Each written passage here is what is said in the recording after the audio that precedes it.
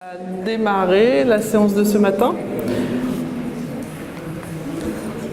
en partant de ce constat qu'on a fait hier, qui est ici une reprise, une mise au propre finalement qu'a faite Aurélie de tous ces petits papiers que vous avez mis derrière au mur, où on voit très bien que qu'est-ce qu'une connaissance pour vous? Eh bien, ça renvoie à des dimensions qui sont très différentes entre de la représentation, de la compréhension, de la mise en relation, un capital, de l'expérience, bref, des tas de mots que vous êtes tous mis montrant les multiples dimensions finalement ce que c'est que connaître et ce que c'est qu'une connaissance.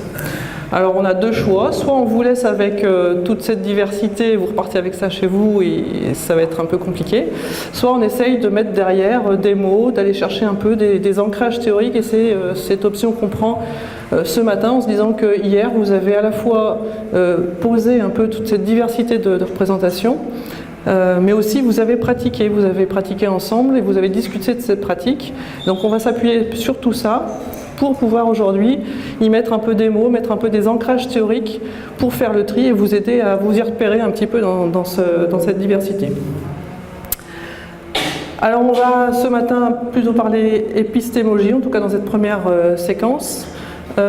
Donc pour moi, engager une réflexion épistémologique, c'est avoir une réflexion sur l'étude de la construction des connaissances valables, c'est-à-dire s'interroger sur ce que c'est pour soi la connaissance, et puis les hypothèses fondatrices sur lesquelles cette conception de la connaissance va reposer, la méthodologie, le raisonnement, et puis de manière assez centrale, comment est-ce qu'on justifie la validité des connaissances élaborées. Alors pourquoi est-ce que c'est important d'engager cette réflexion épistémologique? Bien, ça paraît peut-être évident, mais c'est vrai que c'est au cœur finalement de la construction d'un projet de recherche et c'est indispensable pour réfléchir à la pertinence et à la validité du processus d'élaboration des connaissances, où c'est effectivement la réflexion épistémologique une réflexion centrale pour notre métier de chercheur.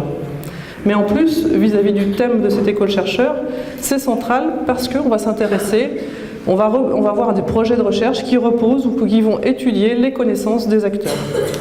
Donc je dirais que c'est doublement central d'avoir cette réflexion sur ce que sont les connaissances. Alors ce que je vais vous proposer ce matin, c'est un outil parmi d'autres, j'aurais pu faire d'autres choix, on a choisi celui-là, qui est d'aller faire une plongée dans la philosophie pragmatiste. Et c'est pas pour vous la vendre, pour que vous l'adoptiez, mais l'utiliser plutôt comme un outil pour pouvoir réfléchir autrement à ce que sont les connaissances. Alors j'ai plein d'arguments pour ça, je vais vous les donner. D'abord parce que c'est un contraste fort, cette philosophie-là, elle a un contraste fort avec la pensée cartésienne dans laquelle nous, Français, nous, scientifiques, nous sommes baignés. Et donc ça permet aussi de sortir de nos routines de pensée, de sortir finalement de nos manières habituelles de penser. Et puis c'est un courant philosophique que je trouve particulièrement pertinent pour cette école chercheur, puisque son objet central, ce sont les connaissances, les croyances, la vérité, l'expérience, donc tous des termes que vous voyez qui sont sortis assez centraux dans tous les petits papiers qui sont sur le mur derrière.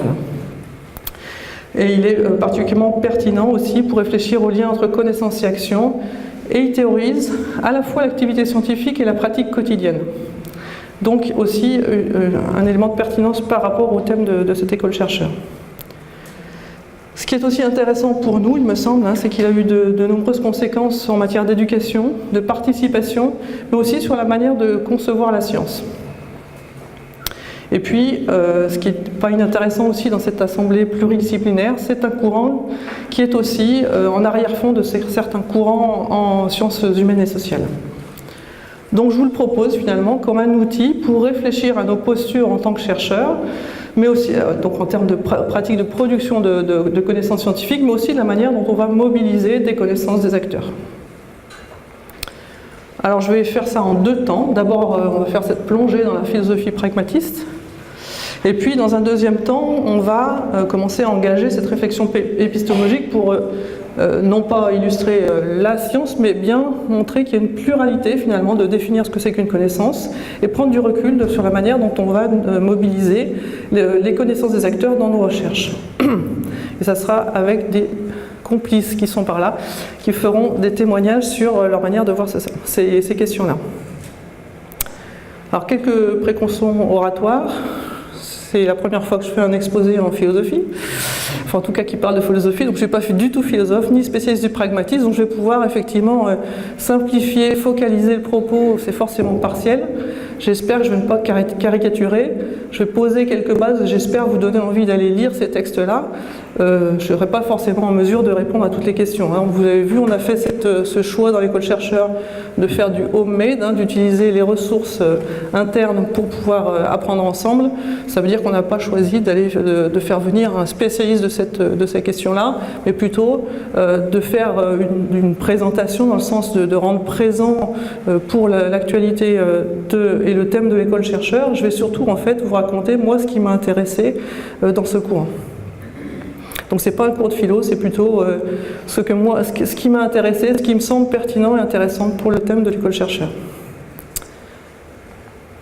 Alors allons-y, les grands penseurs de ce courant. Photo noir et blanc, vous voyez, ces 4 personnes-là, c'est les grands penseurs de ce courant. Donc la naissance du courant du pragmatisme, c'est 1872 à peu près, donc ça fait 150 ans à peu près, donc c'est quelque chose d'assez ancien. Et la plupart des ouvrages que je vais citer, ils datent du début du XXe siècle, donc on est sur des textes qui ont un siècle à peu près. Je vais surtout vous parler de William James et de John Dewey, qui sont les 2 auteurs que j'ai lus en particulier.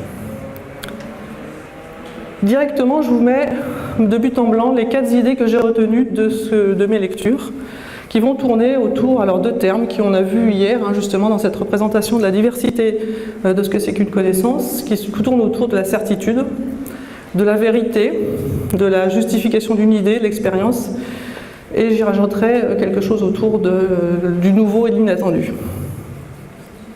Je vais les prendre les unes après les autres et vous développer ce qu'en disent finalement les pragmatistes et les arguments qu'ils développent. Alors la première, elle va s'appuyer sur cet ouvrage de John Dewey qui date donc de 1915, qui a été traduit que très récemment en français, 2014, qui porte sur la quête de la certitude. Et dans cet ouvrage, Dewey explore en quoi finalement les conditions de l'homme mortel, il parle de la précarité de l'existence, ont nourri certaines attentes qu'il considère mal avisées vis-à-vis de la connaissance comme de l'action. D'où le sous-titre de cet ouvrage qui est une étude de la relation entre connaissance et action. Et en partant de cette question de la précarité de l'existence, il montre que ça amène l'homme finalement à avoir un désir profond de surmonter le changement et l'incertitude et de chercher dans une quête l'éternel et l'immuable. Son argument, c'est que, il écrit, je vous ai mis, alors j'ai fait le choix aussi de vous mettre des citations, certes un peu longues, mais qui vous mettent vraiment le texte initial. Là, il dit, la quête de la certitude, c'est la quête d'une paix garantie, d'un objet que n'affecte nul risque et sur lequel ne s'étend pas l'effrayante ombre portée de l'action. Donc il montre bien que cette quête de la certitude, c'est aussi une façon de voir l'action comme étant un danger finalement pour l'homme. Et il précise que ce n'est pas l'incertitude en tant que telle qui réprouve les hommes, mais le fait que l'incertitude nous expose à souffrir 1000 maux. Et il en conclut que par cette quête de la certitude, finalement, l'homme est voué à rechercher la sûreté par différents moyens, dont 2 principaux, soit par la religion, soit par la technique. Et de ce fait-là, il va montrer que cette recherche de la sécurité, elle se fait beaucoup par une quête de ce qu'il appelle la pure connaissance. Et il explique que cette sécurité d'abord, voilà qui a joué un grand rôle de la primauté accordée à la connaissance sur l'agir et le faire. Et il montre que finalement, l'action pratique, elle implique un certain élément d'incertitude, et donc on va écarter cette action pour se satisfaire pleinement que dans la pure connaissance, cette quête de la certitude. Alors il a aussi une analyse historique de ça, et il montre que même si à partir du XVIe, la révolution scientifique a mis en avant la méthode expérimentale qui a renoué finalement entre action et connaître, puisque la méthode expérimentale repose sur le fait d'agir pour pouvoir connaître. Il a montré aussi que cette quête finalement de la certitude, elle n'a pas vraiment changé par cette révolution scientifique, mais au contraire que cette méthode expérimentale s'est muée entre une recherche de méthodes de contrôle sur les objets physiques, et elle n'a pas vraiment remis en question cette quête de la certitude et du contrôle. Et il offre une perspective historique finalement en disant que dans un chapitre que je vous conseille dans cet ouvrage La quête de la certitude, un chapitre qui est intitulé, dont le titre est « Les arts de l'acceptation et du contrôle ». Et il montre finalement le rôle de la science dans le rapport entre l'homme et la nature. En particulier, il y dit que la science grecque et médiévale formulait l'art d'accepter les choses telles qu'elles sont, alors qu'avec la science expérimentale et cette révolution scientifique autour de la méthode expérimentale, eh bien, on a passé à un art du contrôle et la nature, telle qu'elle existe déjà, cesse d'être une chose et elle est désormais une chose à modifier puisqu'on peut agir dessus de manière intentionnelle. Et toute son analyse, elle montre bien que la science expérimentale a aussi participé à modifier le rapport entre l'homme et la nature et allant vers plus de contrôle finalement de cette nature.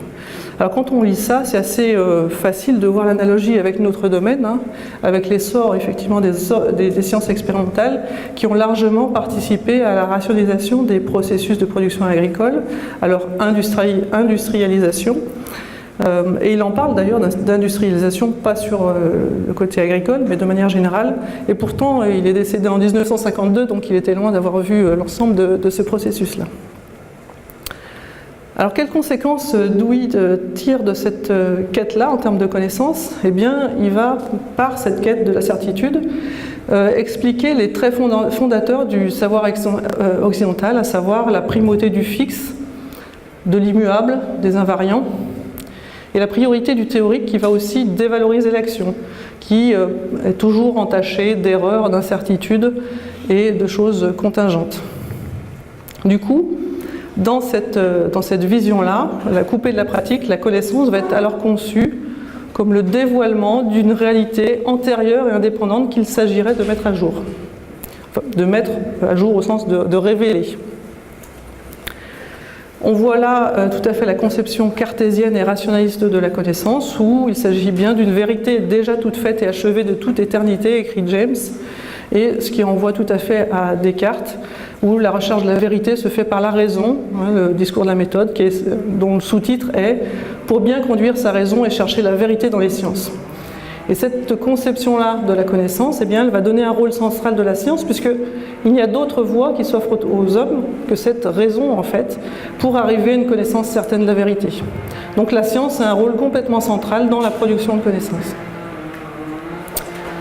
Qu'est-ce que fait Dewey à partir de cette analyse de la quête de la certitude et de son conséquence en termes de connaissances? Eh bien, il va opposer une critique de cette quête-là, en disant qu'elle va amener des restrictions notamment sur les formes et les objets de la connaissance auxquels amène ce besoin, et qui se confond avec une quête finalement de l'immuable et du permanent.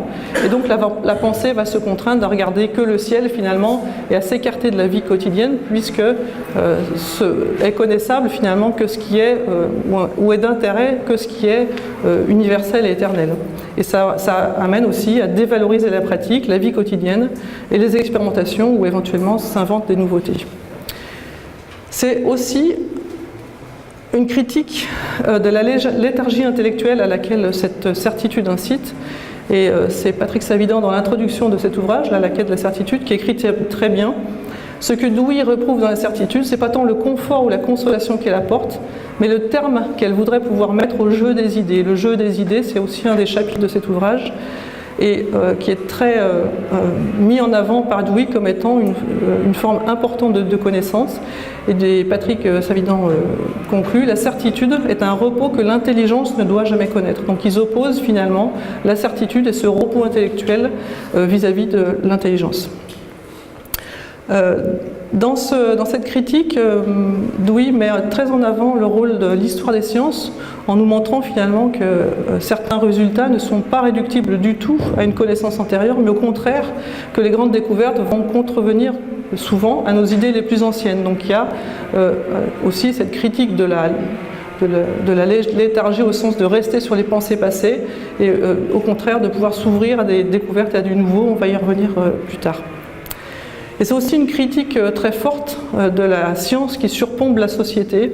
Alors je vous ai mis cette citation, même si elle est un petit peu dure à comprendre. Les personnes qui, en raison de leur position, ont le loisir de s'adonner à un travail de théorisation et d'abstraction, c'est-à-dire nous, les chercheurs, sont largement responsables de la diffusion d'idéaux et de buts coupés des conditions qui se présentent pourtant comme les moyens de leur actualisation, c'est-à-dire coupés des conditions concrètes et matérielles qui pourtant pourraient être les moyens finalement de leur mise à l'épreuve et de leur actualisation. Donc pour lui, en résumé très bref, la certitude théorique absolue est une mauvaise réponse à la certitude pratique qui est la condition de l'homme mortel. J'en arrive à ma deuxième idée, finalement, qu'est-ce qu'il propose? Parce que là, pour l'instant, on est resté sur un mode de critique, disant que cette quête de la certitude est stérile. Leur proposition centrale, c'est de renverser complètement la réflexion sur la vérité. Alors le pragmatisme, en fait, ça représente d'abord une méthode de pensée et d'appréhension des idées qui va s'opposer aux conceptions cartésiennes et rationalistes que je vous ai présentées juste avant. Et leur première idée, c'est la vérité, c'est une illusion. Les vérités ne sont que des abstractions qui ne peuvent pas, du fait de leur caractère abstrait, être en phase avec la réalité vécue et matérielle. Conséquence de ça, il n'y a pas de vérité préexistante qu'il s'agirait de mettre à jour. Et au contraire, James écrit en 1907, la vérité d'une idée n'est pas une propriété stable qui lui soit inhérente à cette idée. Au contraire, la vérité va venir à l'idée, elle vient à l'idée, celle-ci devient vraie. Les événements la rendent vraie. Sa vérité est en fait un événement, un processus. Alors vous voyez qu'on n'est pas du tout sur la même notion de vérité que celle que je vous disais tout à l'heure, où il s'agissait de la dévoiler, de creuser pour la trouver. Là, au contraire, c'est un processus qui rend vraie une idée. Alors qu'est-ce qu'une idée finalement pour les pragmatismes? Si ce n'est pas la vérité telle qu'on la concevait dans la conception rationaliste, eh bien pour eux, les idées sont des instruments, en fait, des instruments pour les hommes, pour les aider à déchiffrer le monde. Donc les concepts finalement sont des instruments, lui il dit des bottes de 7 lieues qui nous permettent de voyager à travers l'univers. C'est donc une vision fonctionnaliste des concepts. On n'est pas sur un focus sur leur nature finalement de ces concepts, mais bien sur leur fonction. À quoi va servir une idée? Et James écrit, les idées ne sont pas faites pour simplement copier le monde, elles sont faites pour l'améliorer. On est bien dans cette perspective d'action et de à quoi sert cette idée. Alors il définit complètement autrement cette notion de vérité. Je vous ai mis cette longue citation mais qui me paraît très parlante. Il dit qu'une idée doit servir de monture. On revient sur cette idée de moyen de locomotion, c'est des bottes de 7 lieues, c'est des montures qui nous permettent de nous conduire, de nous permettre de voyager dans le monde. Et il dit, elle sera, dès lors que cette idée nous conduira d'un point à un autre, dès lors qu'elle nous permettra de nous contenter, de nous donner une parfaite sécurité, de simplifier notre travail, d'économiser notre effort, c'est ça tous les arguments qui permettent de rendre vraie une idée. Et je lis la fin. Cette idée sera vraie dans ses limites et seulement dans ces limites-là, vraie à ce point de vue et non pas à un autre, vraie d'une vérité instrumentale, vraie à titre d'instrument et seulement à ce titre. Donc on voit bien que la vérité pour eux, c'est une vérité qui est liée à l'action, qui est complètement instrumentale. On voit la même chose de manière assez cohérente finalement dans la proposition de Dewey pour dépasser cette quête de la certitude. Lui il propose de voir la pensée comme une pratique, la pensée est une pratique, tournée vers la résolution de problèmes concrets. Il dit « penser pour imprimer à la vie individuelle et collective une direction souhaitable ». Et donc il définit l'intelligence comme une action dirigée, c'est-à-dire une action qui est susceptible d'orienter des réformes politiques et sociales. Et alors celle-ci, elle va opérer au cœur du monde et elle ne va pas la surplomber, au contraire d'une science qui serait surplombante par rapport à la société. Donc évidemment, il renonce à l'opposition entre connaissance et action, entre théorie et pratique, et au contraire, il propose ce qu'il appelle une méthode qui vise à garantir, par la considération des conséquences, je vais y revenir juste après, la sûreté du jugement. Et donc la connaissance pour lui, c'est une activité pratique, c'est une méthode qui va permettre de faire face aux périls véritables de la vie, à la précarité de l'existence, comme je vous disais tout à l'heure. Cette façon de voir les connaissances a aussi comme conséquence de revaloriser les croyances.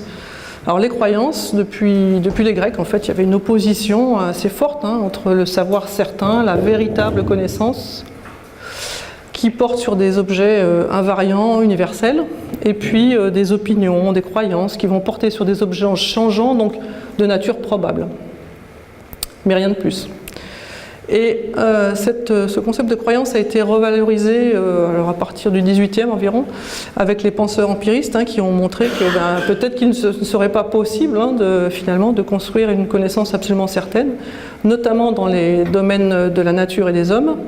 Et James a poursuivi cette réflexion en montrant que dans certaines situations, comme les situations d'urgence ou de dilemme, on ne peut pas forcément réunir les preuves suffisantes, on ne peut pas forcément attendre, on ne peut pas s'abstenir d'agir avant d'avoir une connaissance certaine. Et pour eux, la croyance, ça va être toute proposition qui porte sur le monde et qui est tenue pour vraie par le sujet. On n'est pas dans le monde de l'irrationnel, c'est pas ça. C'est par contre ce que nous, êtres humains, nous avons confronté à un monde de changement où il n'y a peut-être pas de certitude absolue possible. Et du coup, le problème n'est pas tant de savoir si ce qu'on croit existe ou pas, mais qu'est-ce qu'on y gagne en y croyant. James écrit « La méthode pragmatique vise à interpréter chaque notion en fonction de ses conséquences pratiques, et finalement, quelle différence y aurait-il en pratique si telle notion plutôt que telle autre était vraie ?» On voit encore cette vision très fonctionnaliste finalement de tous les concepts et croyances.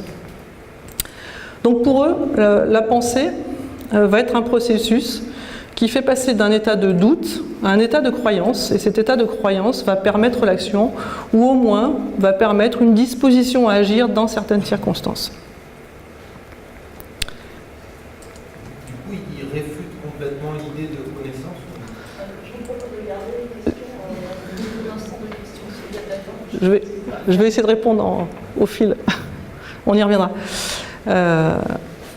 Alors finalement, pourquoi est-ce qu'on croit à telle chose plutôt qu'à telle autre Comment on justifie nos croyances Eh bien, cette justification pour eux, elle se fait par les conséquences de l'action. Je l'ai évoqué tout à l'heure, mais ils ont une réflexion complètement conséquentialiste, c'est le terme qui est consacré, c'est-à-dire que les conséquences sont plus importantes que le passé. Et dans cet ouvrage qui s'appelle Reconstruction en philosophie, là aussi qui a été traduit en 2014 en français, il écrit « Vrai signifie vérifier et rien d'autre ». Ça veut dire que l'expérience, pour lui, on va y revenir sur cette notion d'expérience, est le moyen de vérifier une idée, mais aussi n'est vrai que ce qui est vérifié. Il n'y a pas de vérité éternelle qui préexiste, il n'y a de vérité que dans ce qu'on peut vérifier. Et de ce point de vue-là, Dewey développe une notion de la vérité comme une activité. Ce n'est pas un substantif, une chose qui préexisterait, mais au contraire, ça met l'accent sur le verbe vérifier et sur l'activité de vérifier. J'en arrive donc à la troisième idée que j'ai retenue, qui est la justification d'une idée passe par l'expérience. Et de ce point de vue, le pragmatisme, c'est une conception de la pensée, je vous l'ai déjà un peu esquissé. Je vous renvoie vers ce petit bouquin donc, de 1925, toujours de Dewey, qui écrit comment nous pensons, et pour lesquels l'idée que la pensée n'est pas la raison, qui serait une faculté abstraite coupée des autres facultés sensorielles, mais aussi d'imagination ou d'émotion. C'est pas une donnée abstraite, c'est pas coupé du monde, mais pour lui, connaissance et expérience forment un tout. On ne peut pas séparer l'un de l'autre, et il est même un peu extrémiste, on pourrait dire, dans le sens où il dit qu'il n'y a rien au-delà de l'expérience. Toute pensée vient et se construit dans l'expérience. Il dit même aussi l'accumulation de savoir, sa révision se fait au travers de l'expérience, et il a d'ailleurs développé tout un pan de pédagogie qui s'appelle la pédagogie expérimentale, et développé des écoles qui portent son nom. Donc pour Dewey, le pragmatisme, on pourrait dire, c'est de l'expérimentalisme. C'est-à-dire, en fait, c'est une méthode, je reviens sur cette idée que c'est une méthode pour produire des connaissances, enfin, c'est une méthode presque pour agir aussi, une méthode qui est fondée sur l'expérience, grâce à laquelle les problèmes de la vie quotidienne, mais aussi ceux d'ordre plus métaphysique, vont pouvoir être résolus en dehors de tout dogme ou idée préconçue. Ça, c'est très important pour eux. Alors qu'est-ce qu'une expérience selon Dewey? J'imagine que vous avez tous une idée de ce que c'est qu'une expérience. On pourrait dire l'expérience, c'est le fait de confronter une idée, une abstraction à une réalité matérielle et concrète et de la falsifier ou de la vérifier. Quand je dis ça, je ne vous ai pas appris grand-chose, je ne pense pas que cette définition vous choque, mais en même temps, pour eux, c'est ça que c'est plus original, expérience c'est très large, c'est-à-dire c'est beaucoup plus large que expérimentation scientifique, et ça va comprendre tous les tests, les enquêtes, les essais, les épreuves, bref, toutes les actions que nous engageons au quotidien dans le but de pouvoir agir dans le contexte dans lequel nous vivons. Ce qui est important pour eux, c'est que chaque expérience en appelle une nouvelle, c'est-à-dire qu'elle n'est pas simplement une confirmation de ce qu'on savait avant, mais au contraire une invitation à aller toujours plus loin, à toujours prolonger l'expérience et à continuer à approfondir la recherche. Dans ce sens, toute conclusion d'expérience est provisoire, alors certes validée, vérifiée, mais provisoirement, puisqu'elle appelle toujours à rechercher d'autres expériences. Il n'y a donc pas de vérité définitive, et on retrouve l'idée que je vous avais donnée tout à l'heure, dès le début. Alors les connaissances, je vais essayer de répondre à la question de Guillaume au passage. En fait, ils n'utilisent pas forcément le terme de connaissance, mais d'autres termes de type croyance, et surtout Dewey parle d'assertion garantie. Alors c'est quoi pour lui? Cette vérité, en fait, il met toujours des guillemets au terme de vérité, il parle plutôt d'assertion garantie. Ce sont, alors il dit, des propositions, des énoncés, des relations causales qu'on a cherché activement à vérifier, à tester, pour voir si elles sont corroborées par les faits ou non, et elles le sont de manière provisoire et sur un domaine limité. Alors c'est pas le mot connaissance qui compte, que les définitions qu'ils vont donner d'assertion garantie, de croyance, etc. Et donc pour lui, les croyances, elles sont constamment révisées parce qu'il y a toujours tension entre des anciennes croyances et puis des nouveaux faits, parce qu'on est toujours en train d'expérimenter une nouvelle situation. Et ces nouveaux faits vont amener un doute et à ce qu'il appelle une enquête. Alors il donne l'exemple aussi de quand un enfant dans les âges de 5-6 ans croit au Père Noël, on lui a fait croire au Père Noël depuis sa naissance, eh bien il arrive un jour, il arrive dans la cour de récré de l'école primaire, puis il y a des copains qui disent « Ah ouais, parents, ils vont m'offrir ça pour Noël ». Doute, ça ne marche pas avec ce que je crois, c'est le Père Noël qui apporte les cadeaux, et à partir de ça, il va mener une enquête, faire une hypothèse, peut-être aller fouiller dans les placards, et peut-être réviser ses croyances. Donc on réajuste tout le temps nos croyances par rapport à une expérience qu'on mène. Et ce qui est, je trouve, particulièrement parlant pour nous, c'est le fait que cette vérité pragmatique, en fait, elle va impliquer une concordance permanente, dynamique, entre le concret, issu de notre expérience, et l'abstrait. Petite pause, je vous laisse lire. J'espère que ça se lit de loin. Ou non? Non. Désolée. Alors, je vous le lis. Donc, c'est un extrait d'une BD d'Étienne Davodo qui s'appelle Les Ignorants. Et donc, vous avez deux personnes qui disent à gauche, là, j'ai l'impression que c'est très subjectif, la biodynamie. Et l'autre répond, mais tout est subjectif dans le vin. Et puis, dans la partie droite, donc, ils sont en train de préparer une solution. Ils s'expliquent sur, mais comment est-ce qu'on dynamise le feuillage vers la lumière? Avec de la silice, lui répond celui qui remplit le seau. C'est minéral, de la poudre de roche, en quelque sorte. 3 grammes par hectare. 3 grammes par hectare, ça se tient sur un ongle, dit celui qui est avec le bandeau là. Largement, par hectare. Et il lui dit, c'est n'importe quoi, vos 3 grammes par hectare. Le viticulteur, celui qui a le t-shirt rayé, lui répond, non seulement c'est pas n'importe quoi, mais on doit faire très attention au dosage, sinon on peut griller les vignes. C'est déjà arrivé, dit le sceptique, et l'autre répond, oui monsieur. Alors vous voyez, c'était juste pour vous donner un exemple finalement de quelque chose qui est assez classique, je pense, dans nos recherches, c'est de se retrouver face à un acteur qui, lui, va justifier de ses actions parce qu'il croit à quelque chose, parce donc il avance finalement des idées, des concepts qui lui permettent de choisir telle ou telle façon de pratiquer, telle ou telle façon de produire. Et puis, c'est difficile pour nous, scientifiques, de ne pas être sceptiques de par notre formation, et de ne pas se demander c'est n'importe quoi. Et en fait, derrière, souvent, on a ce genre d'argument qui va opposer finalement à notre scepticisme, qui est c'est déjà arrivé, je l'ai déjà expérimenté. Ça peut être aussi, dans le même ordre d'idées, Il dit « Je le fais depuis 10 ans, en haut à droite, j'ai l'impression que ma vie y a gagné une sorte d'équilibre. » Donc c'est ce qu'il y a gagné, hein, ce qu'il a expérimenté, ce qu'il a gagné finalement en faisant comme ça. Ou encore, en bas, il dit il y a un vigneron, il a mené un tiers de ses vignes en conventionnel, un tiers en bio, un tiers en biodynamie. Et alors ? Et il dit ce qu'il a expérimenté. Moi, buveur, j'ai trouvé le 3e vin vachement plus riche, plus vivant.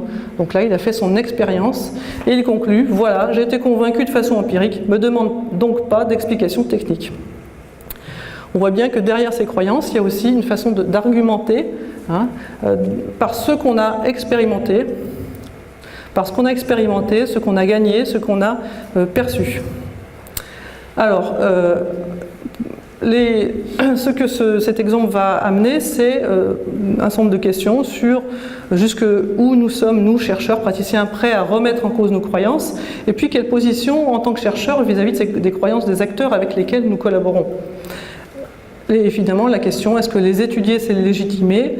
Ce sont des questions que je vous renvoie, bien sûr. Le pragmatisme ne répond pas du tout à ça, pas directement, mais par contre, peut-être que dans les témoignages tout à l'heure, on pourra réévoquer ces questions. Dernière idée que j'ai retenue du pragmatisme, c'est l'ouverture de l'esprit au nouveau plutôt qu'une confirmation, une transmission du déjà su. Dewey écrit en 1920, je vous l'ai déjà dit tout à l'heure, vrai signifie vérifier et rien d'autre. Généraliser ce principe revient à mettre les hommes devant leurs responsabilités, pour les contraindre à renoncer à leurs dogmes politiques et moraux. C'est aussi les obliger à soumettre à l'épreuve de l'avenir, je vais souligner, les préjugés auxquels ils tiennent le plus. Et c'est bien cette réflexion conséquentialiste, hein. Soumettre à l'épreuve de l'avenir les idées auxquelles on tient le plus, c'est aussi être toujours dans la position où on est prêt à les remettre en cause. Donc c'est vrai que cette nécessité de mettre à l'épreuve chaque idée va aller aussi de pair avec une ouverture de l'esprit à l'inattendu et au nouveau. Et il dit qu'on ne peut pas se contenter de penser dans un royaume des pensées éternelles, c'est comme ça qu'il le dit, et qu'il faut au contraire toujours donner droit à la nouveauté, à ce qui n'était pas attendu et aux conséquences. C'est comme ça qu'on peut faire des découvertes. Je vous l'ai déjà évoqué tout à l'heure, derrière cette philosophie, il y a une lutte contre le conservatisme, le dogmatisme, mais aussi contre la paresse de la pensée. Très rapidement, 2 derniers points, mais vous pourrez creuser à partir des références bibliques que je vous ai données. C'est une philosophie qui défend une certaine vision de la démocratie comme une façon de vivre et de connaître ensemble.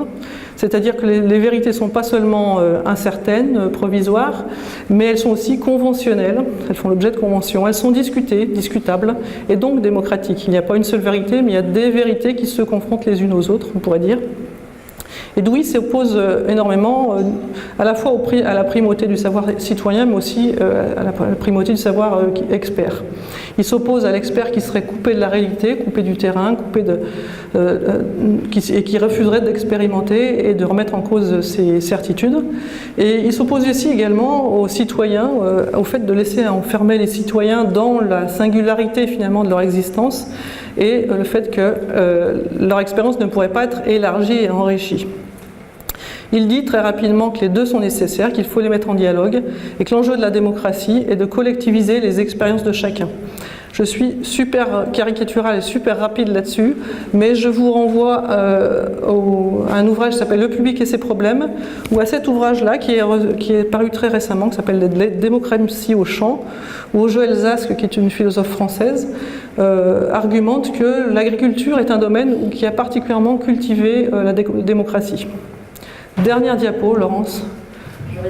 T'es rassurée ?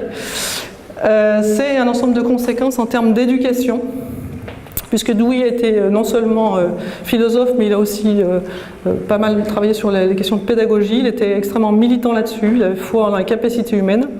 Il était convaincu que tous les hommes étaient dotés de la même intelligence et donc capables de discuter, de confronter leurs points de vue et de réviser finalement leurs assertions garanties.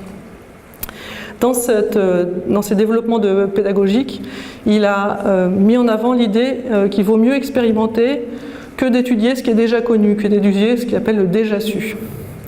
Et pour lui, le rôle de l'éducation, c'est d'aider les hommes à être conscients de ses facultés et de privilégier les méthodes de l'intelligence, c'est-à-dire une capacité à s'orienter dans des situations problématiques. Et deuxième point important, d'accepter le dialogue, de ne jamais privilégier les vérités héritées, c'est-à-dire le savoir des anciens, ce qu'on sait bien, etc., sur la confrontation des points de vue. Je vous laisse avec cette citation de Dewey sur l'éducation qui me paraît bien résumer son propos en la matière.